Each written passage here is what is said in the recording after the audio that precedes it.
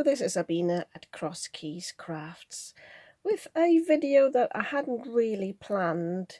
It was just because I am making a sympathy card for my fiance's uncle. He passed away recently, and I hadn't really planned to film it all, mostly because my manicure was not the best. But then when I started creating the card, I thought it might be worth sharing because I do it a bit differently to the original card that I found on some Calcutt's Mixed Up Craft YouTube channel. She created a 3D pillar display card with flowers in the middle, and I thought that would be perfect for a sympathy card.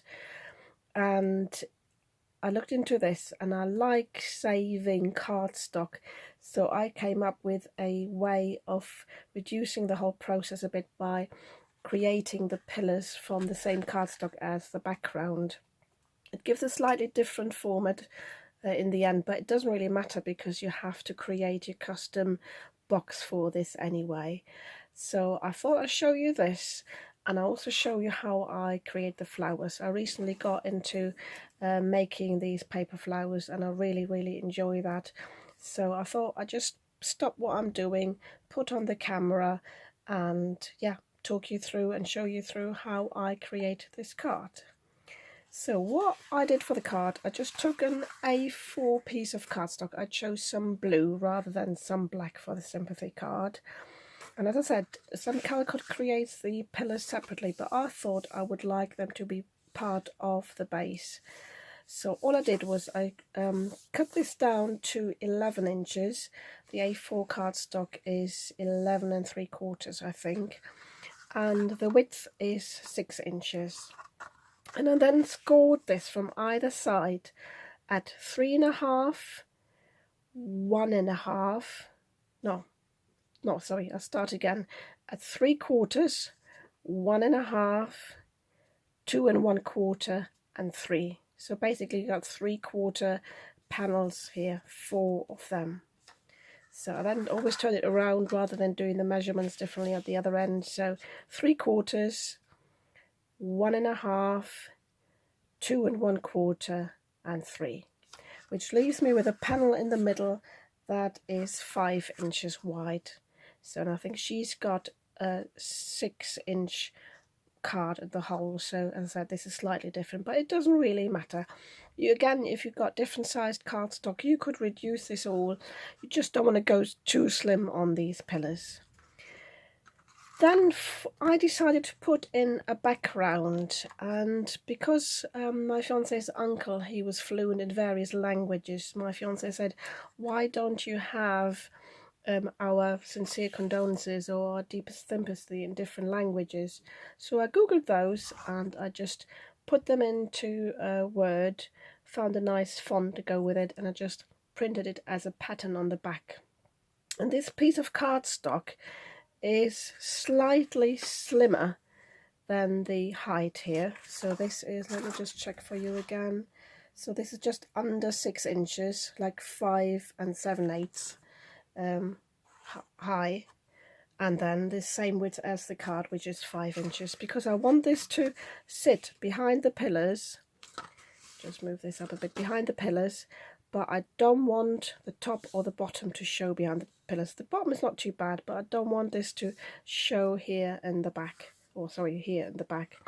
So I'm going to glue this down, and then I'm going to show you how to glue down the sides of the pillars, which is really easy.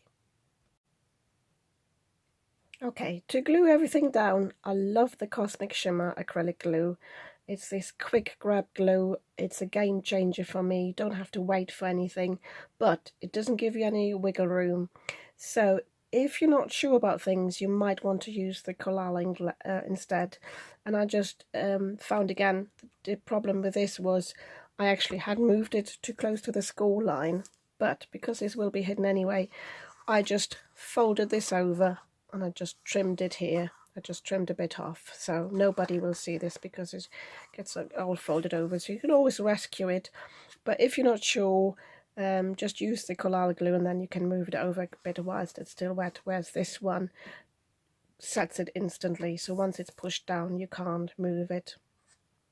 So for the pillars on the side, it's very easy. You fold 2 of the panels down on the score line and you just put glue on this one here.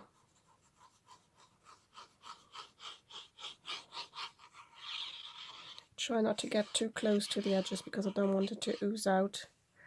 And all you do is you fold both of these over. And you press this down firmly. And because it's a quick grab glue, it will glue down instantly. And then you can set this up like this and you've got the pillar here. Same on this side again, I'll show you again. Fold over 2 panels because this is good as well because you can hold this panel down rather than putting your finger in the glue.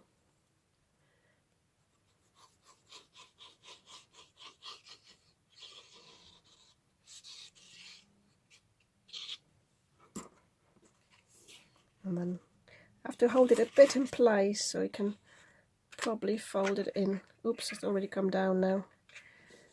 Never mind, but push it down like this. And also push it that way. See, I've made a mistake now because it's come down too close, so just peel it off again. I'm glad you can see this because as I said, it folded over in here. So you need to make sure it's properly flat when you move it over. It's not too bad. With good quality cardstock, you can just lift it up before it has properly dried. So I need to try again, and you want to maybe put your fingers on either side here so it doesn't fold over. Be careful. So, and then press it down.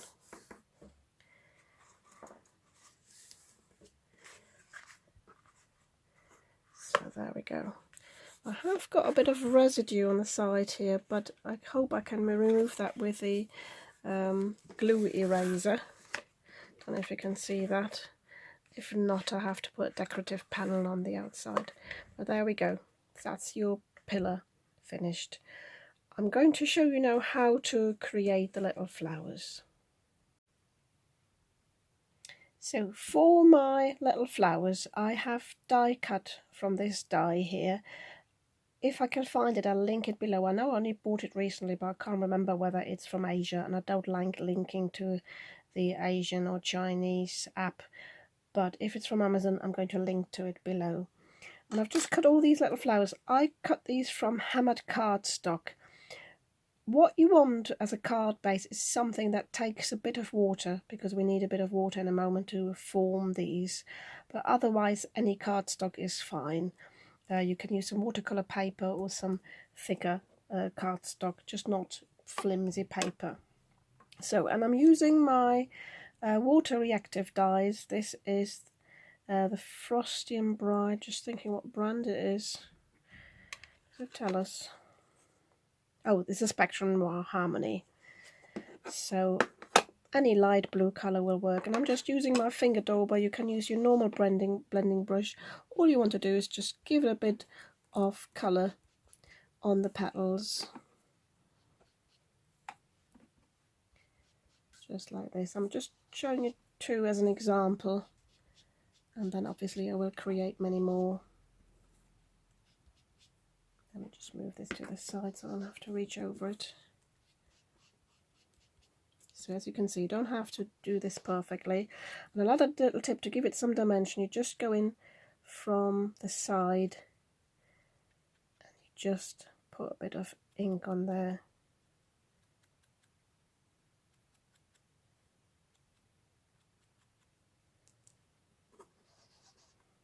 Show you again with this one. It doesn't look much, but it does make a difference.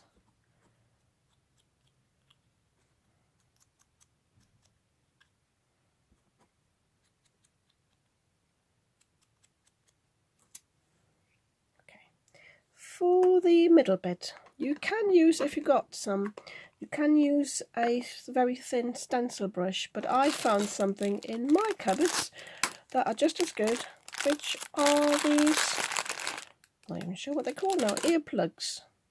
Yeah, I had them for ages. They're foam, So, and you can just dispose of them afterwards. So all you need is just a little bit of yellow. I'm using this one from the Paper Craft Society box. You can also use a bit of an orange one. And you just want to put a bit in the middle. I might actually put some embellishments in the middle anyway afterwards. And I'm just thinking this is a bit too yellow. I will quickly find a darker one, or maybe even an orangey one.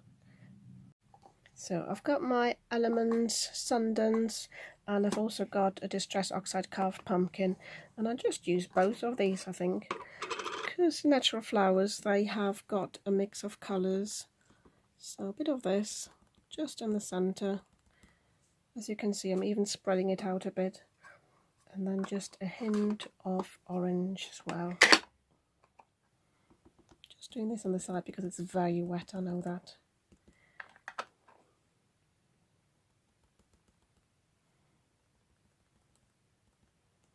So let me show you these up close. Hope it's focusing my camera. So again, it doesn't look like much, but it will do in a moment. So what you need next is, you need, as I said, you need your water spray bottle, and you need some sort of sponge. I've got this here. I also use these to clean my stamps. Pardon me. This was a drying mat for some dishes, but I never used it, so I just cut it apart.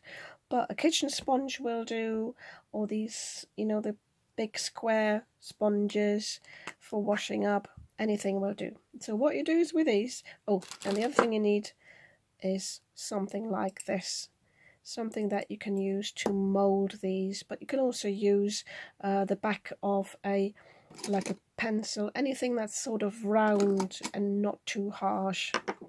So what you do with these, you just spritz them, not too much obviously because the ink will move too much, and then you tip these over and you shape the petals and just press them in like this. And depending on the size, you might want to vary the shape of the ball. So just press them in like this till they look like a little bowl, and then turn them over, and then with the smaller ball, just press it in like this, and then leave it on the side to dry. So with this one, I've got some smaller tools, but I think this is just fine for what it is.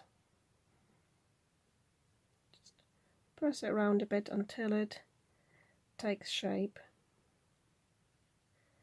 And then for the middle, I think I use a different tool for the middle. Let me just show you with the back of the pencil. Just press it down like that. That does work as well. So I'm creating many more of these. I don't know how many I need, but I'm leaving these to dry. And the other thing I'm going to do is I'm also cutting this piece of foliage from the same hammered cardstock, but I'm going to ink it up in green, but I'm not giving that any shape because I just want that to sit flat on the background, just to hold all these little forget-me-nots. So I just wanted to show you something that happened to me, and I think it's worth mentioning. If your flowers get too wet, if you spray them too much, the colour, obviously because it's water-based inks, will spread quite a bit, and you can see the yellow has gone quite a bit into the blue, and you can also see the difference on the back because the ink has gone all through to the other side, whereas with this one it hasn't. If you leave it for quite a bit, if you don't mind this, I mean, you might want to have that as an element of your flower, especially if you use similar colours. It can be quite nice. Just be careful before you mould it that you don't tear it too much because it is quite wet. For my forget-me-nots though, it doesn't work for me, so I will dispose of this one. So only mist it if you don't want the colours to run too much. And the other thing I wanted to mention before I do this now is, if you got a big item like this, the foliage die for the greenery, rather than die cutting it and then inking it, I'm going to ink this panel first before I cut it out, and then I will go around the edges to add some accents, but I find that makes it so much easier than trying to ink blend little bits that actually are very delicate, so you might easily tear them with your blending brush. So I have die cut my foliage. I just used, as I said before, just some plain green, and after I die cut it I went over the edges a bit, but it didn't make too much of a difference because the greens I do own are not really much, I don't have a lot of difference in the colours, but it doesn't really matter because it's just for the background. Then I have chosen my flowers. First of all, the forget-me-not is an easy flower to create because it's a single layer. So it's not like with the other flowers where you have to layer them. And these flowers, actually, the die cuts are actually made for flowers that you layer, so you would offset them like this. But I don't need this for the forget-me-not.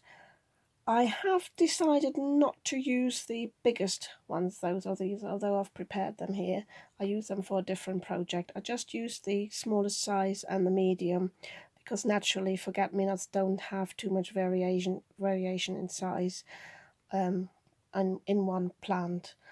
So, but I have made sure that the medium-sized ones are sort of spread out, and so are the little ones. I didn't want all of the big ones on one side and all the smaller ones on the other side.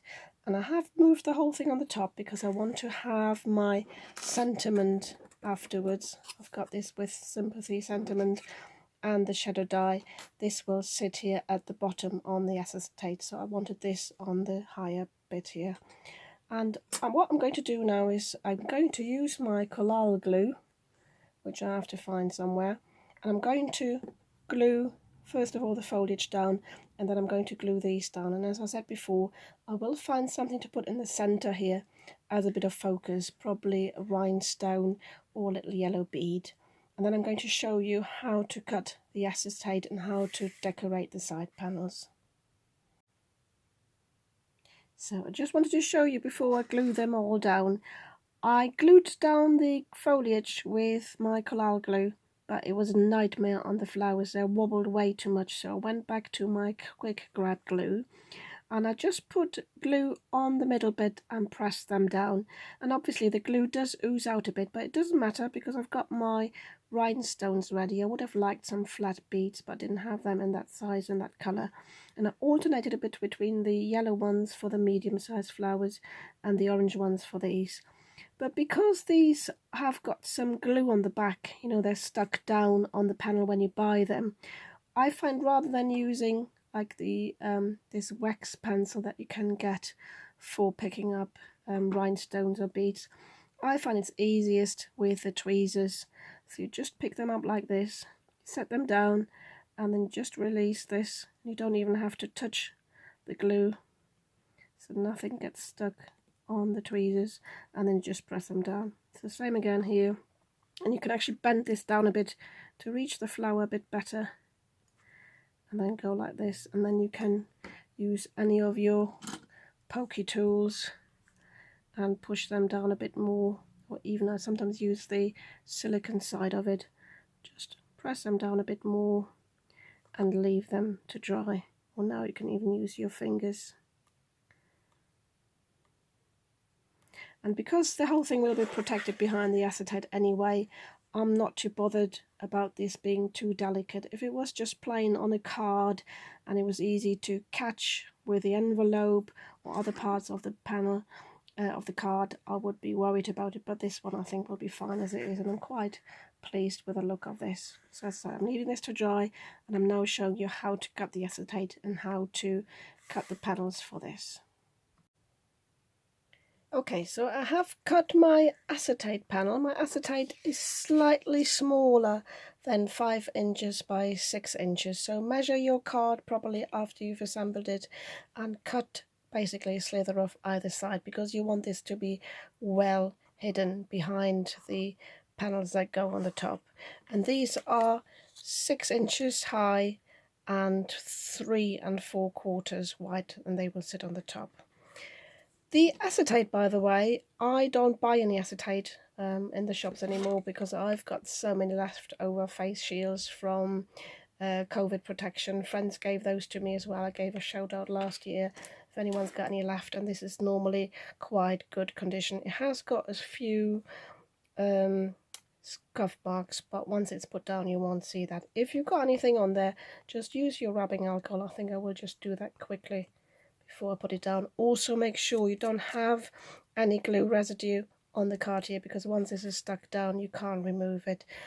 And I've also put strips of red tape on either side, front and back, to glue this down, because acetate is quite tricky to glue down on cardstock. So I quickly give that a wipe before I show you how to glue this down. Oh, and another tip, I find it really difficult to see acetate where the edge is to put the glue strip on, the red tape on, so I always put some white paper underneath, and that makes it so much easier to stick the tape down.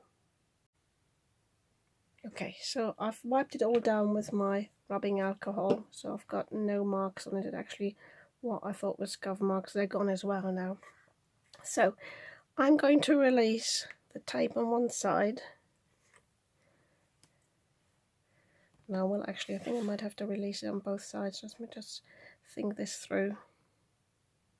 No, I might get away, I think, with doing it on one side. My plan is to fold this down a bit, because I'm not squashing any flowers here, and fold this down as well a bit, so I can basically sit this down straight. Make sure it's straight though on those sides, and just place it down. So, and if I measure it here and it goes over now, I haven't taken the release paper off on this side. I might have to trim this again, and I think I'll have to. Just see. It doesn't really matter, because if I glue it down like this now and it's not 100% straight, I think it doesn't really matter. So I'm just contemplating whether I shouldn't have put it straight on the edge. Yeah, okay, I did this wrong. Never mind, don't do what I've just done. I've put mine right on the edge, and obviously I told you to cut it a bit shorter. I should have put it a bit further away from the school line. So I have to hide that a bit on this side. Basically, if I've got this straight now, both pillars, I have to be a bit further away from this edge here. This is why I show you, so you don't make the same mistakes. So when you put this one on now, make sure this pillar is straight and this one's up, and I'm actually looking from the side now. Push this one in before I let this one down, because that's the downside of the red tape. Once it's down, it's down. You can't change it. But I'm happy with this now. So I can now take the release paper off and put these two panels on. I just got this from hammered cardstock. I think that'll be fine for decoration. I didn't want too much there. You can use some patterned cardstock. You can dry emboss something. So again with this one, once it's down, it's down. The main thing is you want to hide the edge of that acetate.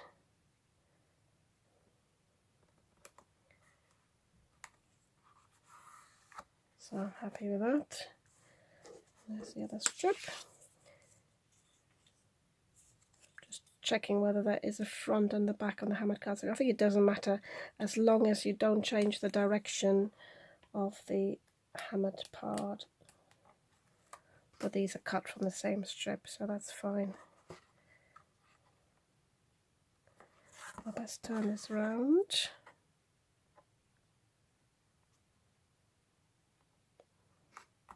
There we go. So yeah, I'm pleased with this. So all that's left for me to do now is to cut the sentiment and to glue the sentiment down, and I'll show you that in a second. Okay, I have cut my shadow from white cardstock. It's thicker cardstock but not too thick, and I decided, because I wanted some black for the writing, and I thought with it being a very fine sentiment, I thought it would be good to have some adhesive on the back. You can get the double-sided adhesive and just adhere that to black cardstock, but then I remembered I've got this black adhesive glitter card, and I'm going to link to that below. I got that from Amazon. It came in a set with white as well, and it's not sort of glittery glitter, it's just the glitter texture, and I thought this would be really nice just for a little hint of something special. And I die cut this with the die, but I just wanted to show you how to adhere this. This actually stuck to my finger, so I had to take it out and put it down. But I want to show you the easiest thing is to take the release paper off, which came off very easily.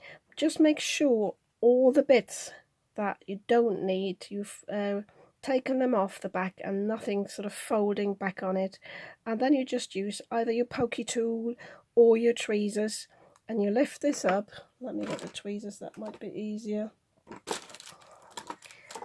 because what you don't want this to stick to your fingers and it'd be difficult to position this. I've been there, done that. So then you just start on one side. I'm concentrating on this because these are very flexible and you don't want to put it down somewhere where it doesn't belong. And then you just work your way through, and you can see this would sort of not sit properly, so you just use your tweezers and pull this down. Have to release it a bit again. Make sure the Y is in place, and then you can play with the H a bit by basically pushing it down a bit here.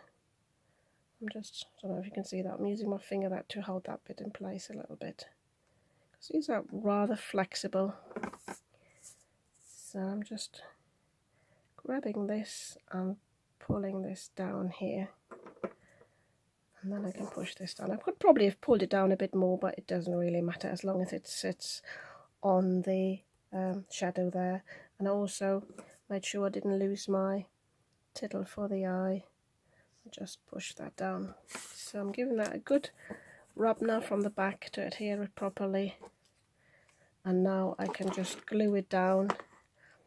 And just thinking whether I want the Collard glue, or I'd probably just use some red tape again, so just a little bit on the back, because that will adhere nicely and the recipient can't actually see it by looking through.